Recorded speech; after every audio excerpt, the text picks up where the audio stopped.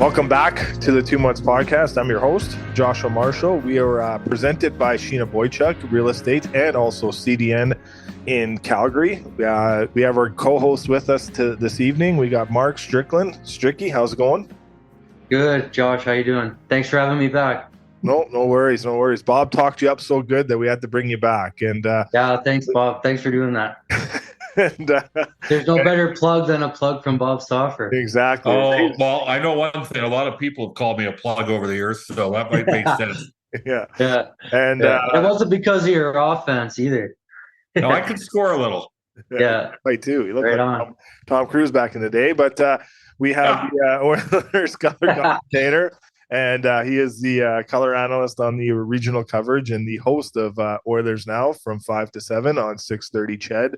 On 6:30 CHED. So we have Bob Stauffer. Staff, how's it going? Good. What's going on, Josh? Pretty good, I have to say. You know what? It was nice to catch up with Tyler Toffoli after the game this afternoon. So I was there with Ilya and his mom Laura. So we what did he say? We lost Strickland, so I don't know what happened there. Maybe his internet cucked out, but we'll keep going. But he had some good thoughts on it. He felt that maybe if it was a little bit of a later game, they would have had their legs. He said they felt tired 3 games in 4 nights. He said they didn't really feel like they were going at all in the first 2 periods, and they kind of poured it on a little bit better in the third. But he said just a little bit tired, and it's been a long road trip for them. And but yeah, he says obviously a different team than what they probably saw in some films before. But your thoughts on the game? Well, I would certainly, as somebody who's privileged enough to to travel, Josh, with an NHL team, I can, the 3 games in 4 days tends to be a killer. It can sometimes be a what's affectionately known as a scheduling loss.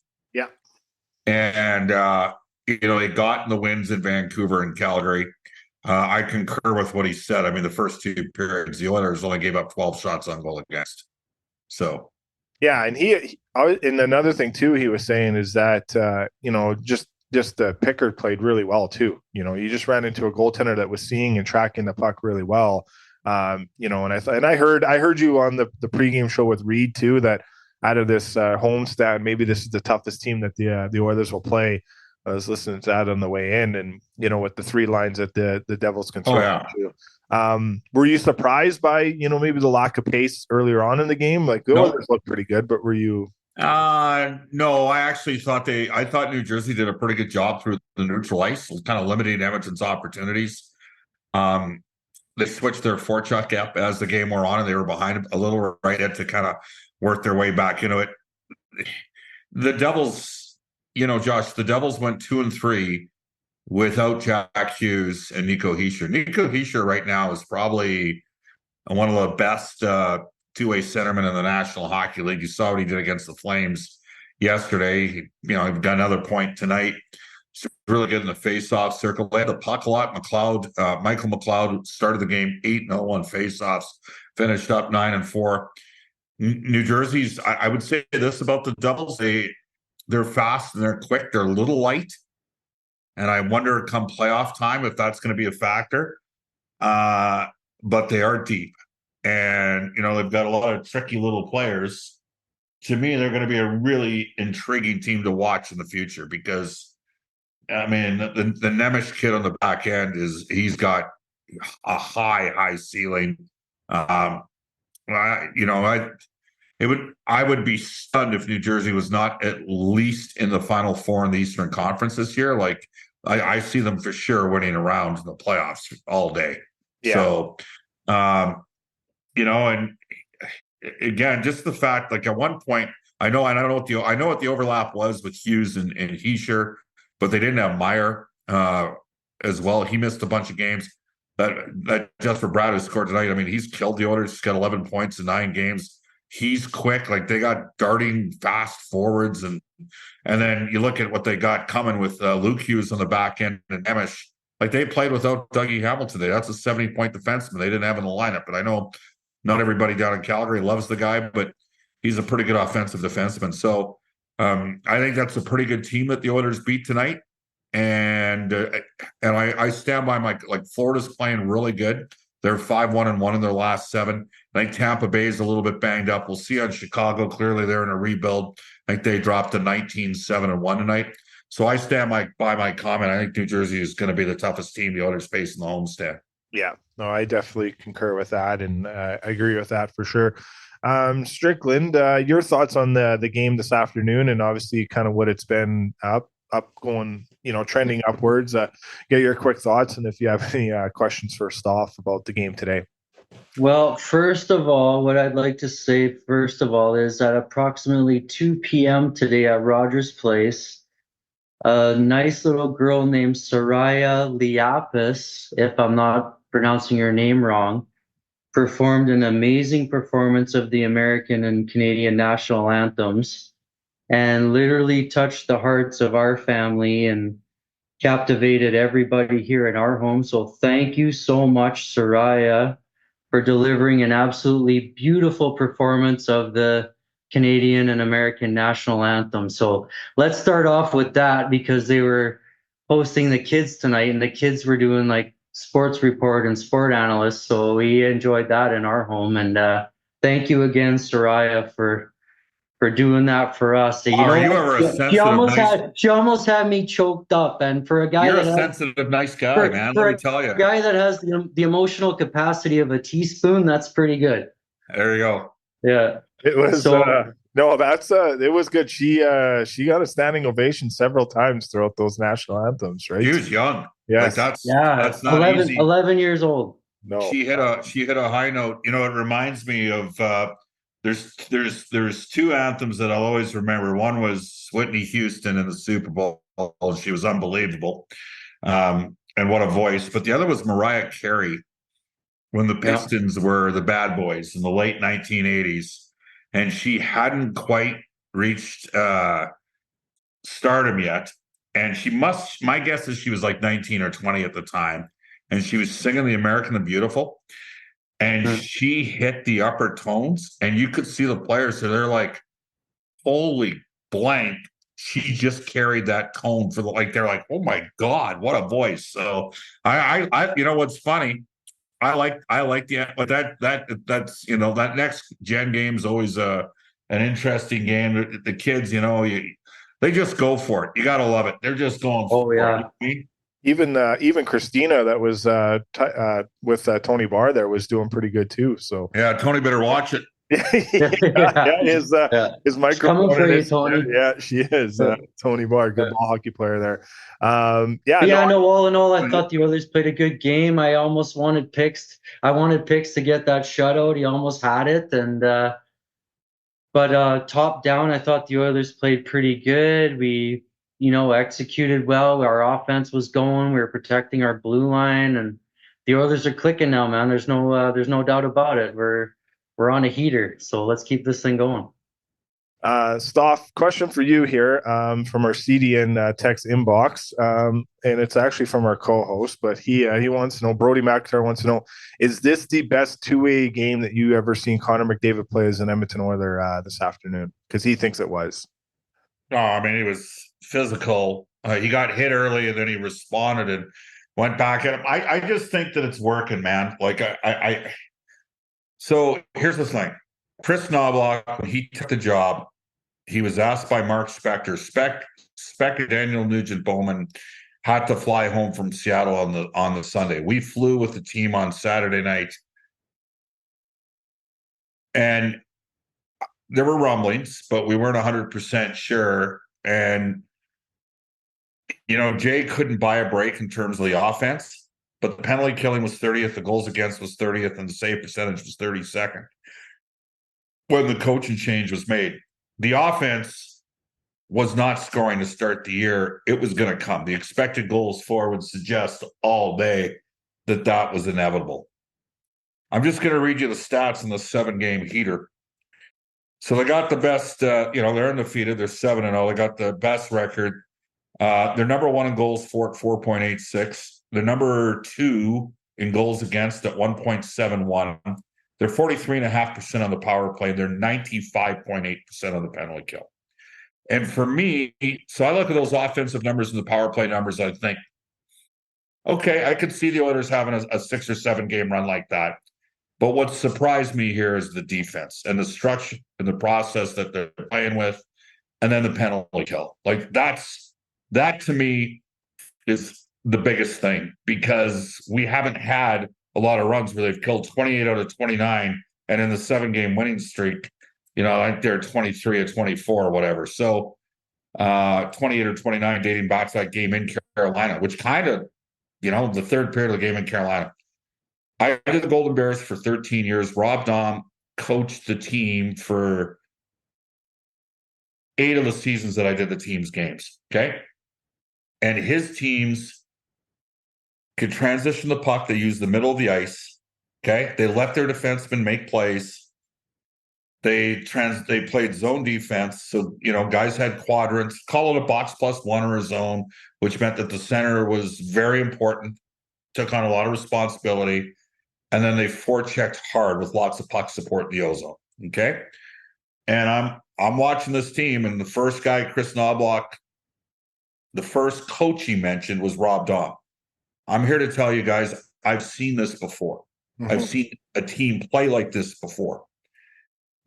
Chris's numbers in the 4 years in Erie, 4 goals against, power play and penalty kill, the 4 full seasons he coached in Erie, 50 wins each year. They were never lower than 6 in any of those statistical categories.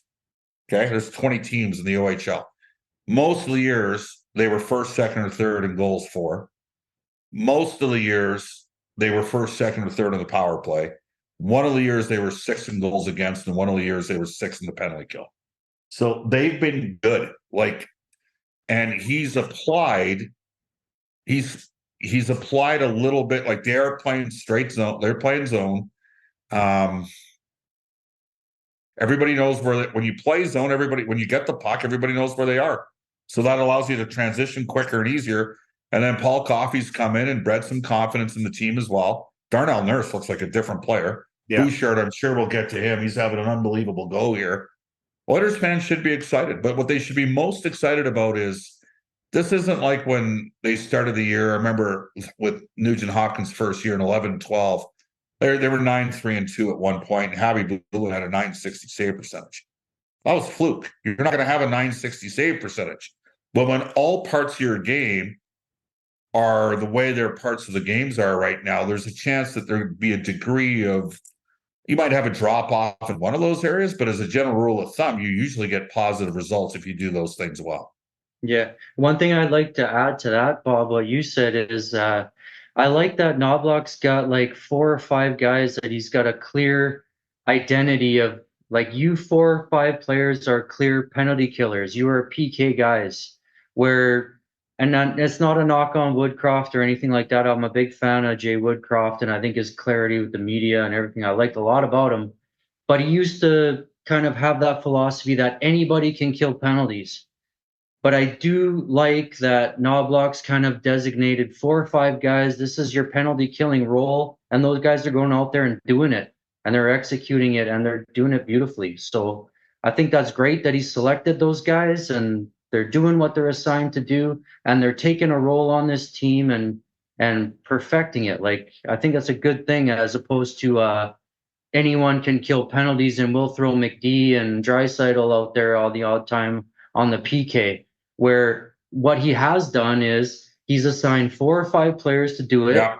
And then after the kill's done, McD and Draisaitl go after a 2-minute rest, and they jump a shift together. Yeah, well, a couple of things. So Knobloch did his analytics when he took the job, looked at the penalty kill. The Oilers in the first 13 games used 24 different sets of forwards on the PK. Only 2 sets of those forwards played more than 4 minutes a game. So, okay, there were some injuries with some of those guys. Like Janmark got knocked out of lineup. That's a player that both Jay and Chris liked. They played a lot of 11 and 7, so there was mismatching with the forward lines, and also the PK or the defense pairings. And we'll get to Broberg later. But I think what had ended up happening a bit on the penalty kill, sometimes they were chasing games. They had more offensive players in the ice. So 100%, Mark, you're right. He's created clear role identity. specifically for the bottom six forwards. Nugent Hopkins is the one top six forward who consistently kills. You watch it. You go through the last 7 games. Nugent Hopkins and Derek Ryan are on the first PK forward group. The second PK forward group, now that they're both healthy and back, is Janmark and Connor Brown. The third PK group is Fogle and McLeod. If there's a defensive zone draw and Brown and Janmark are out there, then Draisaitl comes out to take the draw, then he gets off the ice as fast as he can. So That's right. That's kind of what they've done. It seems like after every successful kill, he doesn't hesitate to throw McDavid and Draisaitl out together after a successful. But nor did Jay, Mark. But I'm with you. I mean, it's creating a situation where everybody feels they're chipping in. Yeah, I like it. A lot of the PK I like what I'm seeing. A lot of the PK credit would go to Mark Stewart too, wouldn't you say, Stauffer? There, now I mean, he's taking it on, no question. So, I picked a bad night. I got all Alabama players on my fantasy football team. Yes. Okay, and I had a chance to start Jalen Hurts tonight or Tua Tagovailoa tomorrow against Tennessee, and I thought, Tennessee's fired their coach.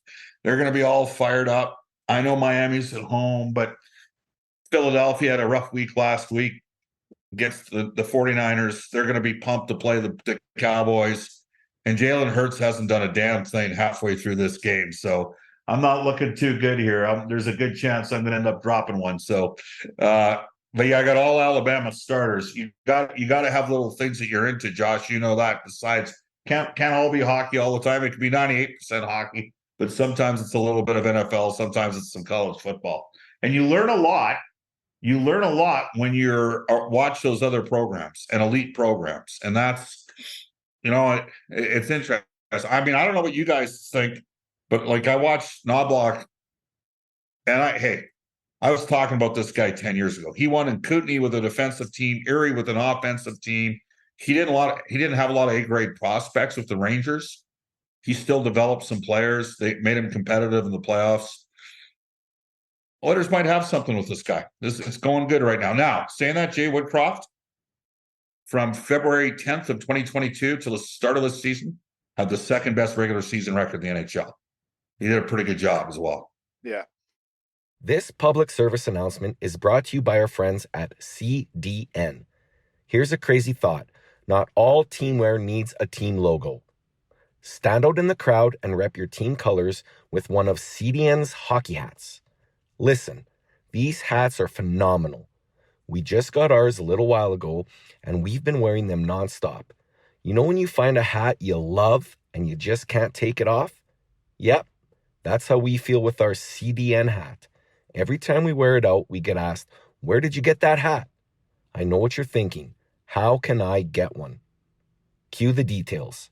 Shop online 24/7 at www.wearecdn.ca and use the promo code 2MUTS for 15% off your order. Again, that's www.wearecdn.ca to get your new favorite hat and use the discount code 2MUTS at checkout for 15% off your order. Now let's grab a knee. Have I got a deal for you? We have teamed up with Manscaped and we can save you some big time coin this upcoming NHL season. Guys, are your sticks and pucks getting hairy in the corners? And gals, is your goalie still using horsehair Coopers? Well, let's wake up! Use the code 2MUTS to save 20% plus free shipping on Manscaped products. Listen, we all love to score and we all want to win the cup. Why not do it on a fresh, clean, smooth sheet of ice? That way we all win. Manscaped is the only way to go. Again, the code is 2MUTS to save 20% plus free shipping on Manscaped products. Now let's bring it in. Manscaped on 3. 1, 2, 3. All right, Mutts fans, listen up. So SeatGeek is an amazing app that helps you buy tickets in the easiest way possible. So please, if you ever need to buy tickets to any event, NHL, NBA, NFL, CFL, MLB, or concert tickets, Click the link in our description and use promo code 2monthspod to get 20% off your first purchase. That's 2monthspod to get 20% off your first purchase. SeatGeek is where it's at.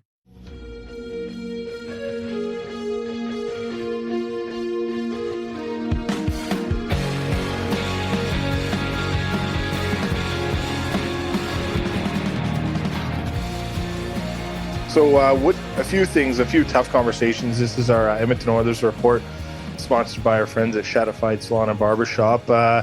Shaddy, I was there on the weekend.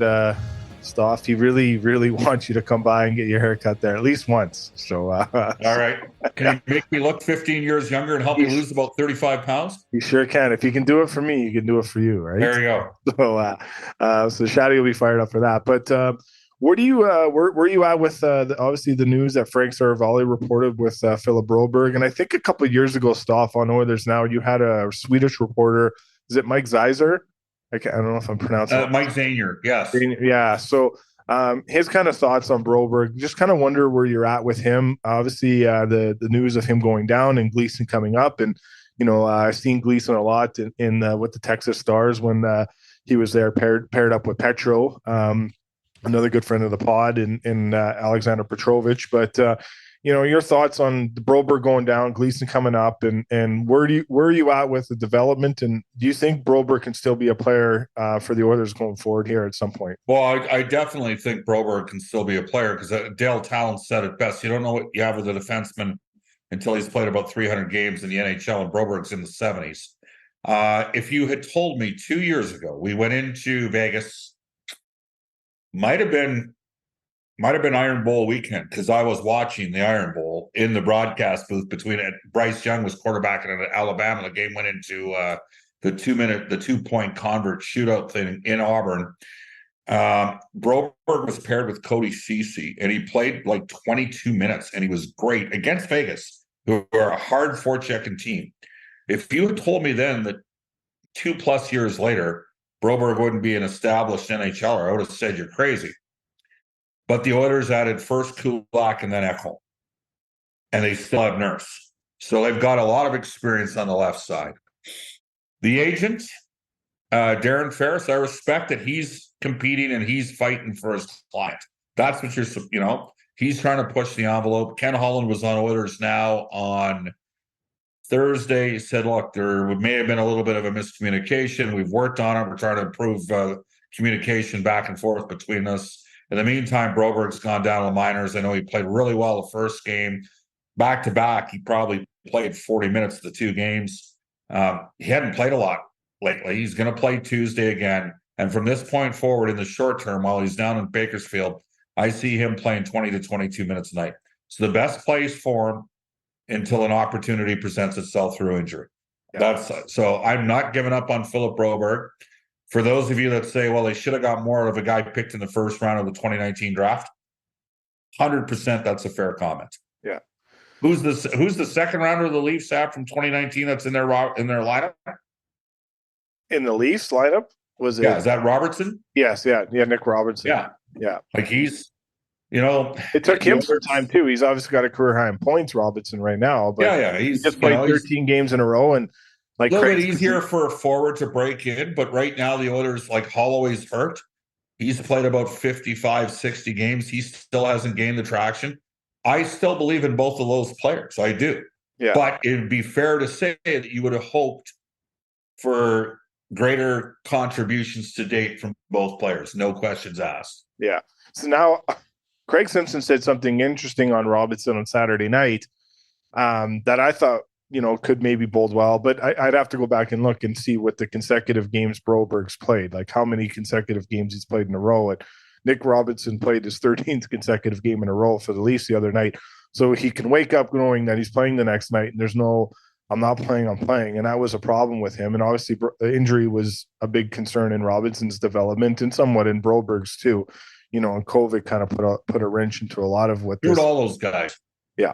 Like, Josh, did you see any of the games during the Holinka Gretzky back in 2018? Yeah, I was at some. Like Broberg was Sweden's best player. Yeah.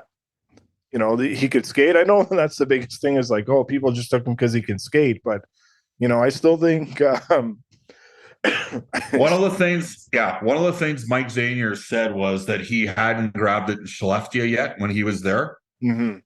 And he hadn't. And that's, if you're looking at this and you're an Oilers fan and you're saying they blew the pick, and here's the reasons why. He's not a full-time NHL player. There's other players that are way more impactful in their clubs. Well, to date, he's not a full-time player, and he's nowhere near as impactful as other players drafted around him. That's an undeniable fact. I would just say it's too early to give up on him. Yeah. We'll move over to Jack Campbell. Do you think he gets called up after this road trip and where the Oilers kind of go on a 6-game road, or after this homestand where the Oilers go on the road, or does today's performance with Pickard buy you maybe another month? Because I really liked your interview with Colin Chalk last Monday. I think that was a really insightful interview. I was driving back from Fort McMurray when I was listening to that, and the fact that you said what you said on the 2 goals that he shouldn't have allowed. But, and Colin kind of really did double down on the fact of hey, yes, he had some 3 good performances before, but, goal 1 and goal 4 can't go in. And, I think that's pretty honest from a coach. And I like the way he breaks down all the players. I think if anyone gets a chance, go to the YouTube version of that. I know it's a bit of an older interview, but it's a really insightful interview. I think people get a lot from it. I actually told Elliot Friedman to go listen to it too, because I thought it was really, really good. But just kind of the thought on Campbell right now, and do you think with Pickard's performance today, it buys the Oilers a little bit more time where, you can leave him down there a little bit more because Pickard can take the reins here if he needs to in a backup role? Well, Josh, number one, based on Pickard, let's deal with Pickard first. Yeah. Those players played today like they were prepared to dive in the grenade for him. They like him. He's a good guy, which is not to say that Campbell's not a good guy. They were pulling hard for Campbell last year too, but they played hard for him today. They fronted a lot of pucks. I think they had 23 blocked shots in the game. Yeah. So that's number one. Number two, Campbell. So we had that interview on Monday, and he had the poor performance on Saturday, 2 bad goals against. Well, he got in there on Friday, and he didn't have a very good start this past Friday either. I watched. I didn't watch the entire game, but I watched because we were playing. Yeah, the Oilers were playing, but I watched the highlights of the game Friday. He has to be better than that. Okay, and so that's 2 tougher starts in a row. So in my opinion, Pickard gives you the option of starting him. So the Oilers got 3 games left in this homestand, and then they got 3 games before Christmas on the road in New York, and it's on a back-to-back. There's the New Jersey Rangers game back-to-back. I think you could leave Pickard up and have Pickard start the game in New Jersey. Yeah. So that gives Skinner 5 of the final 6 starts before Christmas. I would not hesitate to do that based on Pickard's performance, and in my opinion, I want to see Campbell have 3 or 4 good starts in a row before I even contemplate recalling him. So there's your answer. Strix, do you have anything there? You want to jump in? Well, you know what? I got to agree with what Bob just said there. I got to look at it with my eyes, and what I saw tonight and what I've seen previous is Skinner can play. Looks like Picks can be a pretty solid, reliable backup the way he played today against Jersey. I thought he played an awesome game. He made a couple big saves and big moments and kept the Oilers in it. I actually thought he was going to get the egg at one point, and it was a kind of bit of a disappointment that he let the one by, but I thought he could have walked out there with an egg tonight, and I actually felt pretty good about our goaltending tandem. So I would agree with what Bob's saying and let Campbell string 4 or 5 good wins together, keep his GAA down, and when he's ready, come back. I fully think that Campbell deserves another shot here in Edmonton and all that, but looking with my eyes tonight, I didn't see anything for concern between the Skinner and Pickard combo at all. You touched on Evan Bouchard earlier there, Staff. The point streak he's on right now, he's seeing the puck. The puck is going in for him. The fact that he's able to break out, he got into my buddy Toffoli's face a little bit earlier in the game too, but right in front of the bench. So threw Toffoli down. I didn't like that. No, I'm joking, but he did get into Toffoli's face earlier. Do that more. Yes, exactly. Your thoughts of where he's at right now, and I know that some of the pundits were going after him pretty hard, but what we're seeing is kind of what we thought we were going to get at some point, right? So I like guys that are elite puck movers, and he's an elite puck mover. He's got a great processor. He can really think the game. He transitions the puck because he can get it up. That's the thing that Nurse has done a lot better here in the last 3 weeks is get the puck up. I mean, Darnell Nurse created the first power play today with a 120-foot diagonal pass off the boards to Draisaitl to create that 2-on-1. So Kane drove and Kane's been fighting through some injury here, but he drove the lane on the partial breakaway. And then they got the power play. But Schmid made some good saves today for New Jersey. I'm not surprised with Bouchard. And I know you listen to the show, Josh, I've been talking about Bouch for the last 5 years. I would have played Bouchard ahead of Caleb Jones and Ethan Bear in the 2021 All-Canadian division. I said it to Dave Tippett. I said it to Jim Playfair. I said it in Zoom because we were not on the road with the team that year. This guy has a high ceiling. And in fairness to Tippett, he's the one that came up with the Larry Murphy comparable. Yeah. But Bouchard shoots the puck like Al McInnes. And he's grooving it right now. And so go ahead and take away. The Oilers have the best three. We've talked about this before. When they're rolling McDavid, Draisaitl, and Nugent Hopkins in a 1-3-1, Hyman the net front, Bouch the point. So maybe in the past, at times you could take McDavid and Draisaitl away a little bit in the seam. You overcommit to McDavid and you open up space to Bouchard. Yeah, he's going to shoot the pill past you, and he can do it. So I'm liking what we see. He's picked up his defensive urgency a little bit. He's never going to be Chris Pronger with his stick toughness and play nasty and those sort of things. But the Oilers have something with this guy. Yeah, you know what, Bob? To add to that, the one thing I'm watching Bouchard do now is he's kind of taking a page out of Tyson Barrie's book where he's pedaling across the blue line where he receives the pass on the wall and he pedals his feet across the blue line and creates a shooting lane and just lets her rip it.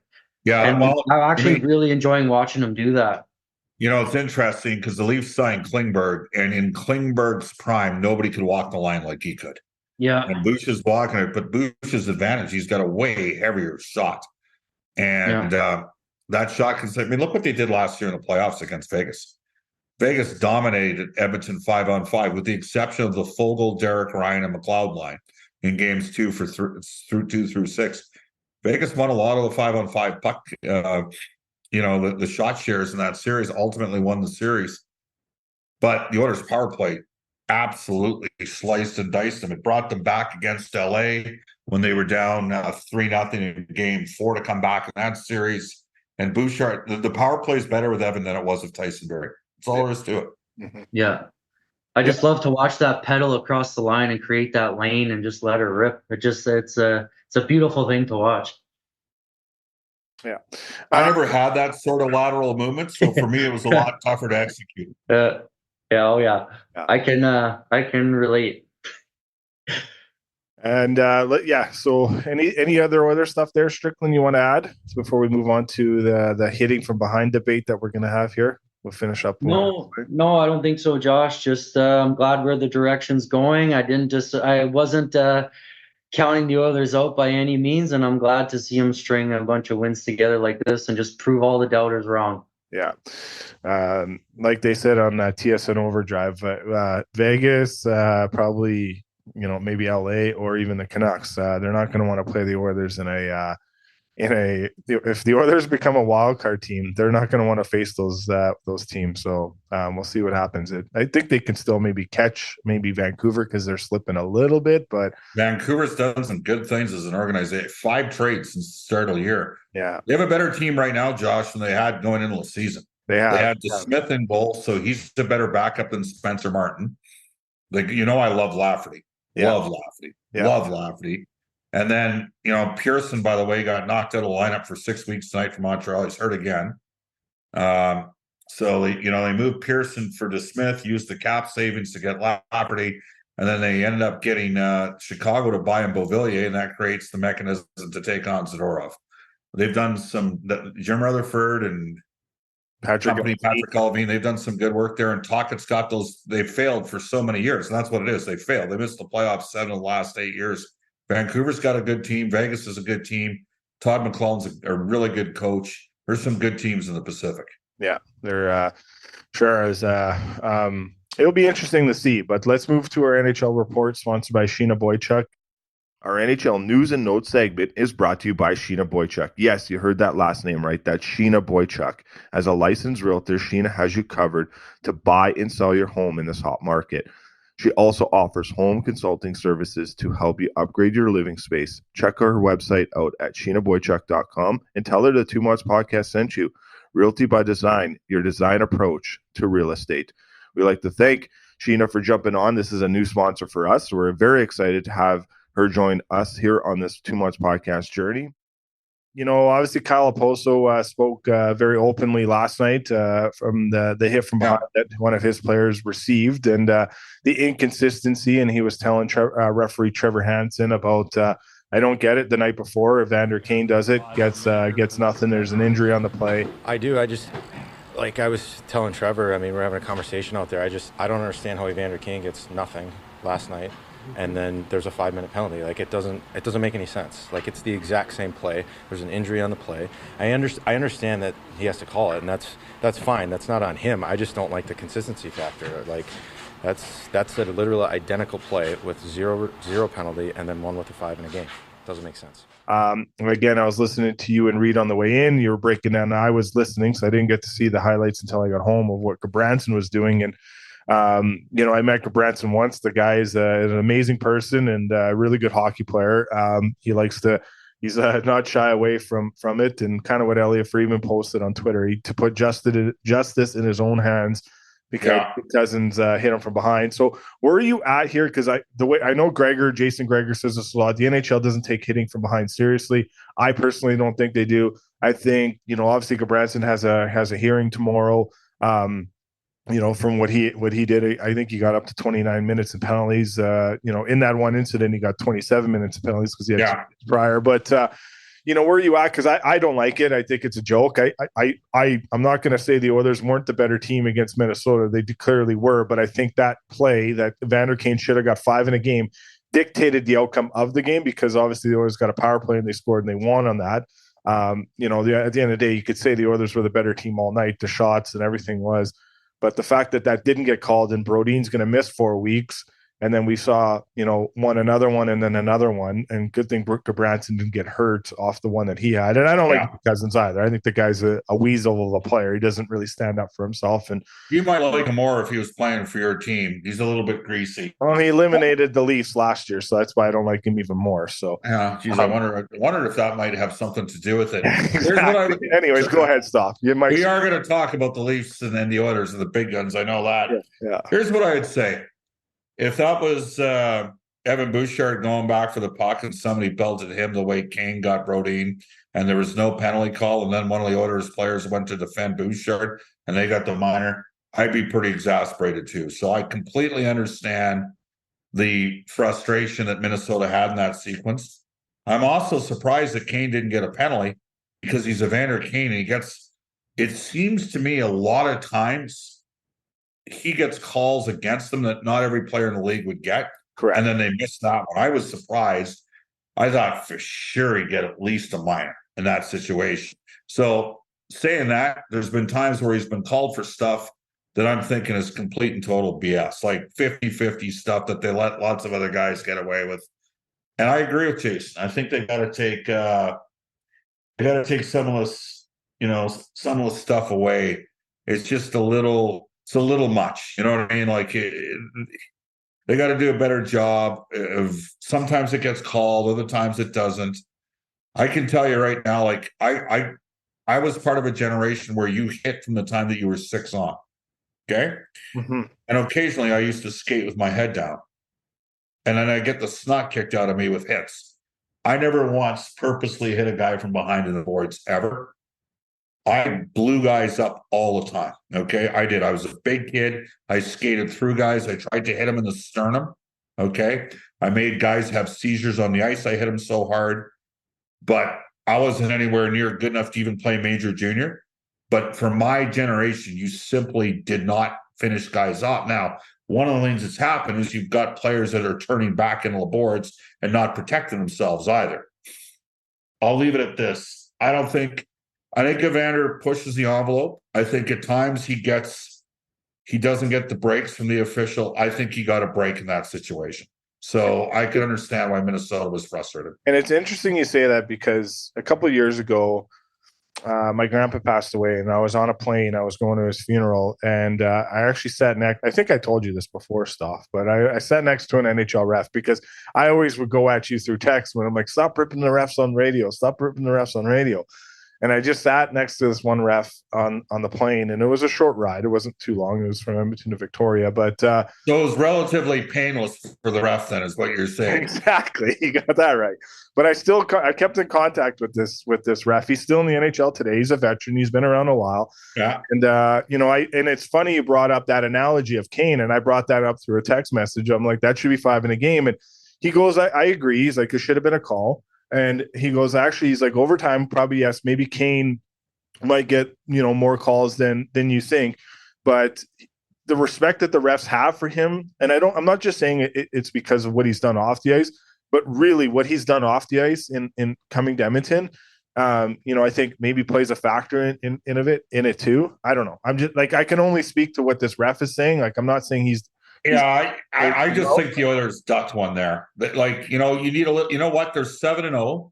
They're playing pretty well, but they've had a couple breaks, and that's an illustration of where they got a beneficial non-call. Like, it happens once in a while, and other times, we're watching Connor, and I think he moves so fast that you can't always get the hooks and the interior holds. And the other thing, Josh, I've said this to you for years, I believe veteran teams get veteran calls. They do. I believe young teams that are trying to establish themselves, they don't get a lot of calls. And I think the Oilers of the early 80s, when they played the Islanders got a lot of calls. And then conversely, as Edmonton became a really good team, by the time they played Boston in 88-90, I think Edmonton got more calls than Boston.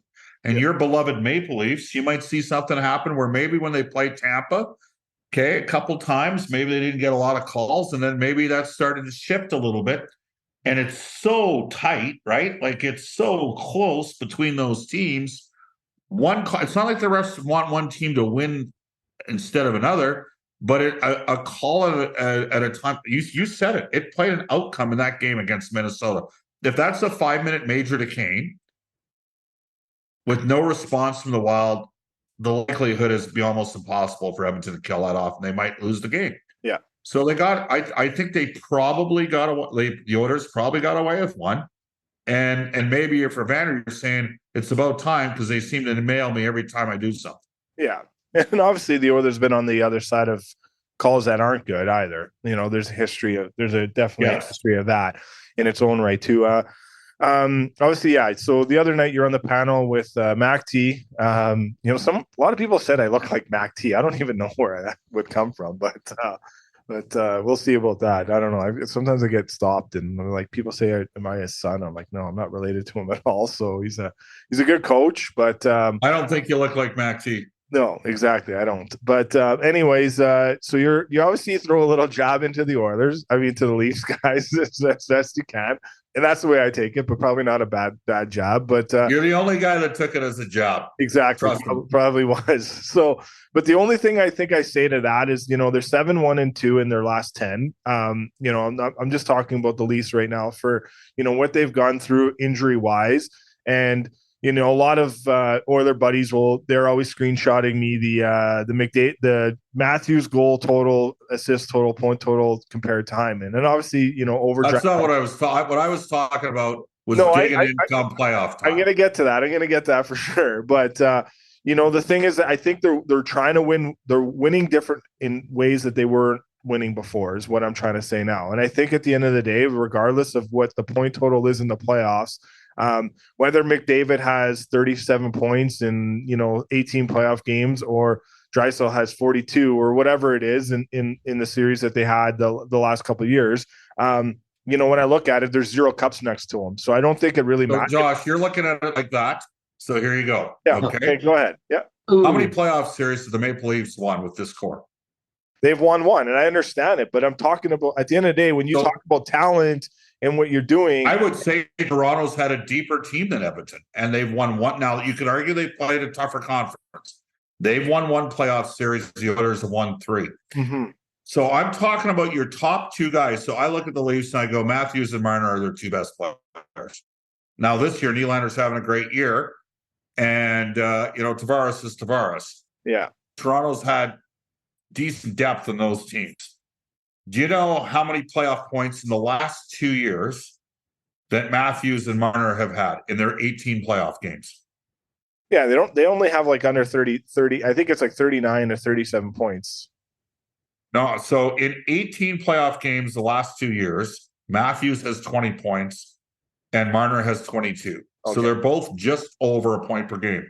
In their entire playoff careers, 50 games played, Matthews has 44 and Marner has 47. They're less than a point per game. Mm-hmm. So they have 44 and 47 points in 50 games, those 2 guys.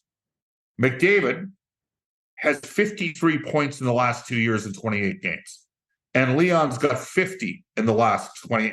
So they've each played 22 games fewer, and they each have more points because they're dug in. When you watch, here's the thing. When I'm watching Edmonton and I'm watching Toronto, and I want Toronto to win because I want Edmonton and Toronto to play in the final, right? I do. Yeah. When I'm watching Edmonton and when the Oilers lose, no one's thinking to themselves, damn it, Connor and Leon needed to dig in and do more. They did as much as they possibly could. When they lost to Colorado, they just weren't deep enough.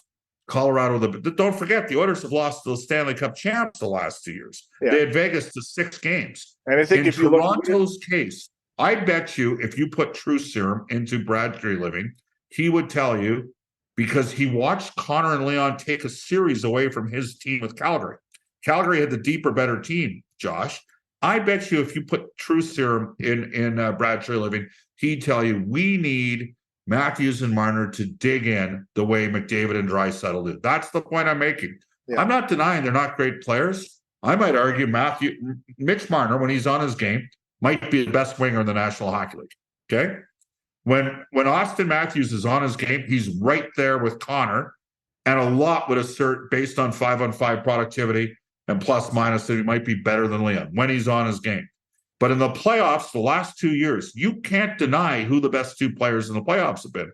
The Oilers have played as many playoff series as anyone the last 2 years, and McDavid and Draisaitl have been the most productive players in the playoffs. They haven't. The Oilers not winning is not a reflection on those guys. It's a reflection that the organization's got to build more around them.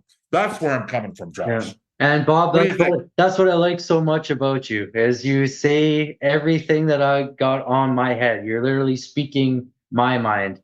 And that's a scary thing, because I don't want to know what's on your mind in an hour from now. It's not a knock. It's not a knock on Matthews and Marner, but I would say if they could get closer, and it's a tough ask to compete with McDavid and Draisaitl, but if they can be closer to them in the playoffs and just get that much closer to a McDavid and Draisaitl combo, it will make a big difference in Toronto. But to this point, it just hasn't happened, and that's why Toronto is where they are. Would that be fair? Yeah, I mean, I actually think the Leafs, like, you know what, you look back at 2021, they lose that series in 7 to Montreal, 3-game heater from Carey Price, but that was maybe the easiest opportunity they had. They lose in 20. Who did they lose to in? In 22 they lost to Tampa, right? Yeah, they lost to Tampa. And in 23 they beat Tampa. Yeah, and I might argue with you, Josh. They played better in 22 when I watched those games, than they did in 23. They all played Tampa in that first round. They lost, and then Tampa played them, and they had the 3. And Toronto won. And Toronto won. Yeah. So I guess what I'm saying, every game against Florida was a 1-goal game loss. It's not like they got blown out, right? So when they played the Panthers. But McDavid and Draisaitl willed Edmonton to victory over Calgary. Yeah. In a round 2 series. And you could argue 2 years in a row against LA, and maybe the Oilers should have never gone 7 against LA in year 1 because LA didn't have Doughty. And I'm not denying that the degree of difficulty that Tampa Bay is not a way better team than LA. But when the money was on the line, Connor and Leon got to a place and dragged their whole team along with them. And I don't think you can say that with Matthews and Marner yet. Now, here's the beauty for the Leafs. They got Nylander, they got Tavares, they got a smart general manager. They're going to add another defenseman. They got Riley, who's a good D-man. Goaltending, I guess, right now, I mean, it looks like the Wall kid's going to be good down the road. They could do it. Yeah. They could still win this year. And I'll tell you right now, if they win, it's going to be because if Toronto does win, Josh, it'll be because Marner and Matthews have a playoff like Leon and Connor had 2 years ago. Hey, as a guy that watches every single Leaf game and I haven't missed the Leaf game, I'm not trying to criticize them. Like, that's just not them. They're not those type of players. The team isn't built that way. Like, that's how the Oilers are built. Oilers are top heavy. Like, the owner of the Vegas Golden Knights said it when they won the Stanley Cup last year. He's like, we knew we were going to beat Edmonton. There's no way we weren't going to lose to Edmonton. When you play Connor and Leon 26, 27 minutes a night. What does the new coach do right now? Yeah, he's like, you're going to win. What's the new coach done right now? He scaled the minutes down for sure. So, but Bill Foley said it in an interview after they won the Stanley Cup. Now, it's probably easier for him to say that after the fact. Maybe he didn't speak openly. I don't know. He's a very outspoken owner. He said he was going to win a Stanley Cup in the first 6 years. He won a Stanley Cup in the first 6 years. They got to the Final Four times. They had pretty long extended playoff. They also missed the playoffs the year before they won the Cup. And let's not forget, it was 2-2 in the series after 2 games. And in 7 minutes, they flipped the series in Game 5. And then their goalie stole Game 6. Yeah. But in fairness to him, I do think the Oilers' top guys did run out of a little bit. Like, they played a ton. I will be stunned if assuming Edmonton makes the playoffs this year, unless there's injuries, I don't see Edmonton playing 11-7. Yeah. I think they want to roll 4 lines and build. They need Holloway to come back. I think they'll add at least 1, possibly 2 more forwards via trade at some point. So, but you can talk about it. They're not built the same way, the two teams. I'm just telling you, the McDavid and Draisaitl got the Oilers as far as they possibly could have, literally on their own, because they were dug in and they were all in. They got to another level than they were at when they lost to, even when they lost to Chicago, they had 15 points in 4 games. Yeah.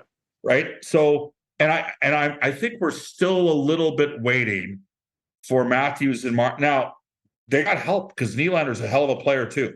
He's always played good in the playoffs. Tavares always played good, and then he got hurt, right? So, like, I just look at it like it's easy to make the excuse. Like, you said it numerous times.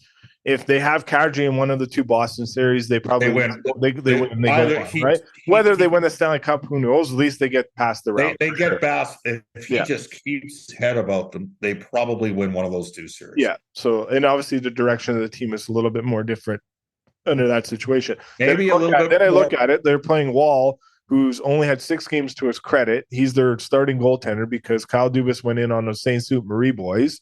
Every guy, if you played for Saint Marie, if you played for the Saint Marie, you played for the Sioux, you got a contract with the Toronto Maple Leafs under Kyle Dubas. So, but the fact that and it is whatever, injuries are part of the game. I'm not going to blame it, but if they do it, awesome. Matthews and Marner have. Let me ask you. Let me pose the question. I just don't think they're built that way. Is my thing. Like, and my response. I still think Matthews is the best goal scorer in the NHL by far, hands down. I think Matthews is the best goal scorer in the NHL right now by far, hands down. So, obviously and the reason why is because what he does 5-on-5. Even strength is the hardest time to score, and he does it at the greatest rate. He has 35 more goals than the next player at even strength goals since he's broken in the NHL. Like, I don't know, but that's hard in this market, right? If he plays in this market, then the conversation of Matthews is the best because you won't have anyone in this market in Edmonton say he's that great. They just won't. Like, what are you talking about? He's a top 5 player. Like, he probably is the purest goal scoring forward in the league right now. He probably is. I would probably concede that because McDavid probably needs more opportunities. But guess what? McDavid can get more opportunities because he's gifted from the gods and he's that dynamic of a player. Again, Josh, at the end of the day, a guy going on the air and saying that McDavid and Draisaitl have dug in and elevated Edmonton to 5 playoff series in the last 2 years, and they've been the 2 best offensive. They've been the 2 best players in the playoffs over the last 2 years. Hands Remember, down. Vegas didn't. You can't deny it. No, I would never deny it. They're like, and in order for Toronto to take the next step, they're going to need those guys to have that level of productivity. Yeah. You heard it here. Yeah, and Leon You know, Draisaitl was the best hockey player in the playoffs. in my mind, the NHL, it's the tightest league in professional sports. There's no argument about it. You compare it to football, baseball, basketball, it's the tightest league in professional sports, in my opinion. And the big challenge for management and for coaching staffs is how do we get the most out of these top two guys or top three guys? How do we manage their minutes and what roles do we distinguish for these guys? Because honestly, at the end of the day, where all this comes from is we're in the tightest competition in professional sports, in my opinion.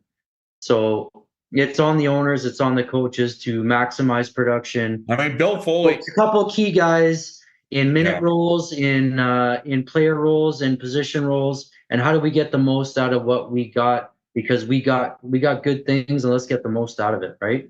Well, I mean, the Oilers took Vegas to 6. It was there for them.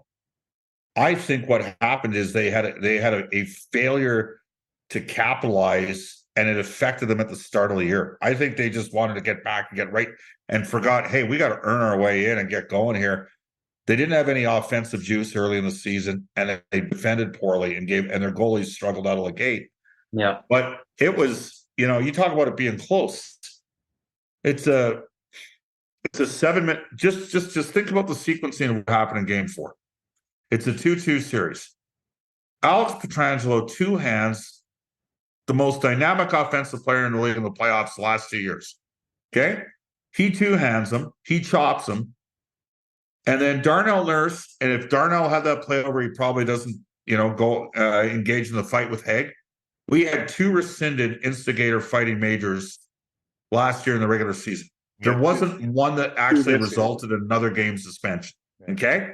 But they held it. So both teams lost their best defenseman for a game each. Well, Vegas had a better defense than Edmonton. So now Broberg's got to play. And he's the guy that gets called on a 50-50 call. Remember, veteran players get veteran calls. Yeah. He gets a 50-50 call. And then Yanmar takes a high stick, and now they got a 5-on-3, and boom, they're back in the game, and they're off and running in Game 5 because the Oilers were up. If Nurse plays that game and Pietrangelo's, by the way, for the record, I don't believe for a second, had Darnell Nurse not done the instigator, and they suspended him for a game, I do not believe for a second that Alex Pietrangelo would have been suspended. He should have been. You should have been, yeah. I don't believe he would have been suspended if Nurse hadn't also been suspended. Yeah, and a lot of that, right. And a lot of that goes back to what happened with Vegas against San Jose years ago. They get some of the calls. They got hosed. Yeah, the Vegas Golden Knights got hosed on that play of Pavelski. Yeah, they did, and they're a really well-run, ruthless, and relentless organization. Oh yeah. By the way, how's Dubas doing in Pittsburgh? Not so well. So they've had the longest trio of players play together of any active team in professional sport, right? Between Crosby, Malkin, and Letang. Yeah. They add Carlson. I watched that team last year. Edmonton went in there and just pounded them. And they look slow. And now they still look slow. Don't bet against those guys. They're great players, but your Leafs are going to be fine. They're making the playoffs all day. Yeah, well, maybe in a wild card because I do like what Detroit's doing, and their Leafs will finish top three all day. Yeah. Well, obviously, Samsonov came in, and if the biggest thing right now, the Leafs are only in the position that they're in because the goaltending in Nylander right now. It's weird saying it. Matthews is only one behind Kucherov for the goal lead, but Matthews hasn't been his normal self. Marner has definitely not been his normal self, and Tavares has been pretty good, but I do like what they've done. They've added more speed. Noah Gregor's a really great player. He's got 4 goals now, and that was a good signing by Brad. And hey, I've been saying for years, Brad Treliving's, if not the best, one of the best general managers in the league. He's a top 5 GM for me. Yeah, I'm a very biased to that. The guy is obviously he didn't know me from a hole in the ground, and took an email, took a phone call, and set me up with some help in the Flames organization. So, and hey, I didn't know who. That's a sign that he's got poor judgment.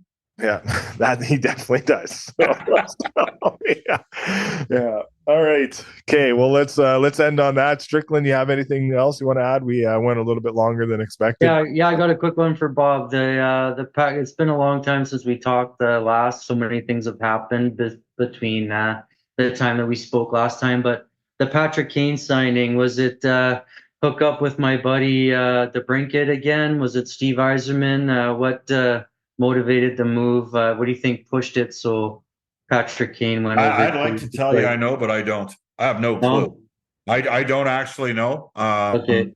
I do know this. I think David Perron's going to get suspended for a bunch of games here. Anytime you have an in-person hearing, that's not good. Yeah. DeBrincat was really. I'm a little. We got Bedard going we got Connor against Connor on Tuesday. I'm still trying to figure out why they did the Kirby Dach trade in Chicago. Like, that's the one for me. I just, for a middle first round pick, they must not like Dach, and Kirby's been really unlucky. But we're seeing this year with Byfield, who was drafted a year after Dach, what happens when a guy that size starts to grow into his frame. Dach's had the bad injuries. I like 6'4" and 6'5" players that can skate and are smart. Yeah. So DeBrincat going. So Jeff Jackson's the CEO of the Edmonton Oilers. He was representing Connor McDavid, Alex DeBrincat, Taylor Radish, Darren Radish, Connor Brown. They're all in Erie. Not all of them were super high-end midget picks in their draft. And he watched the guy help those guys become NHL players. McDermott too. And Curtis McDermott. What's that? Curtis McDermott was there too, wasn't he? Yes, he was. Oh yeah, he was their tough guy. Yeah. And he's tough. He's plenty tough. Yeah. I look at good point by you, Mark, on the DeBrincat Kane thing. That was scary last night with Larkin, real scary. But hopefully, I think it's here's a question for you, because I brought some stats up. Do you know which team the last 5 seasons had the worst record in the NHL combined record? Yeah, it's the Detroit Red Wings. The Detroit Red Wings. So their fans deserve a better year, and they're headed in that fashion this year. Yeah. All right, you guys have Awesome. have a good rest of the Sunday night. This game's over, it looks like. Bob, enjoy. I'm taking a loss in fantasy football, but it's well worth it to be on with you here over the last hour.